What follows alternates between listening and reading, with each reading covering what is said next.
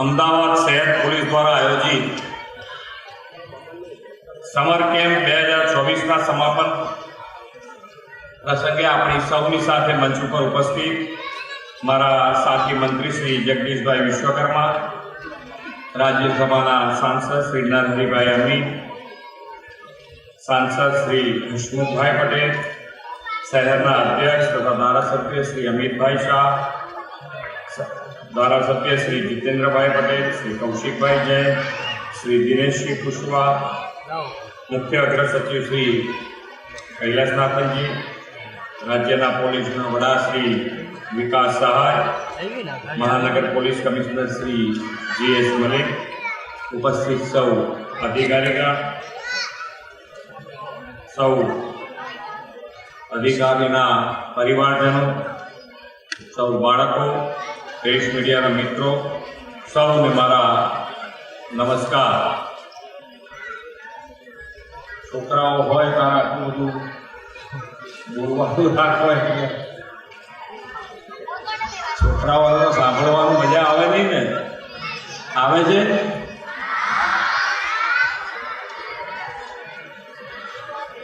કેટલા કલાક ટીવી જુઓ છો રોજ? 4 કલાક.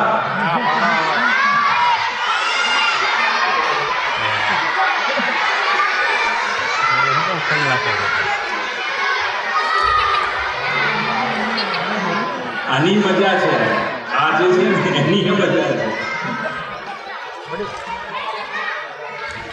પછી મમ્મી પપ્પાનું માનતા નથી એવા કેટલા છોકરાઓ છે?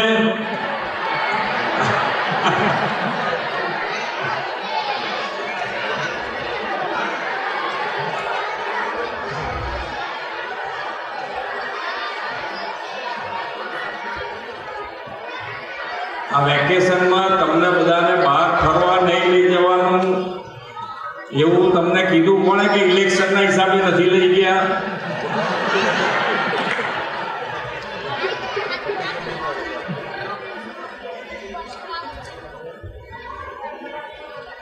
પણ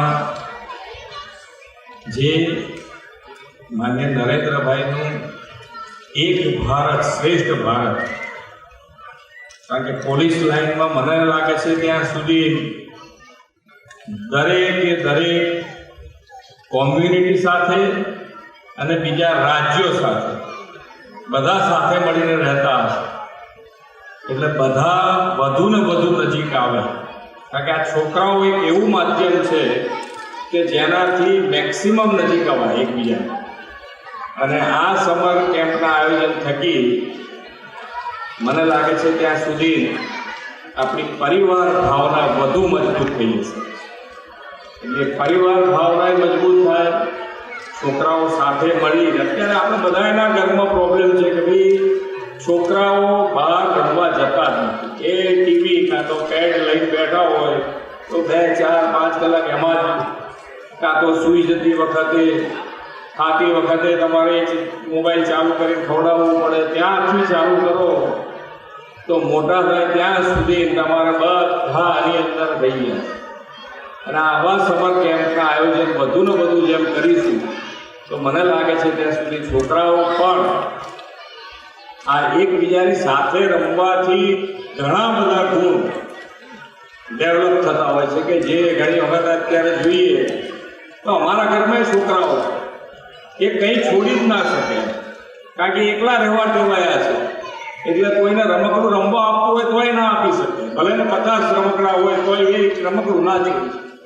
જ્યારે આવી ગેમો થાય, સમર કેમ્પ જેવું આયોજન થાય અને એમાં છોકરાઓ બધા રમતા થાય તો મને લાગે છે ત્યાં સુધી જે ઓવરઓલ અત્યારે પ્રોબ્લેમ છે કે ભાઈ આ ટીવી માધ્યમથી અથવા તો મોબાઈલના માધ્યમથી બહાર નીકળવા માટે આવા આયોજનો વધુ ને વધુ થાય.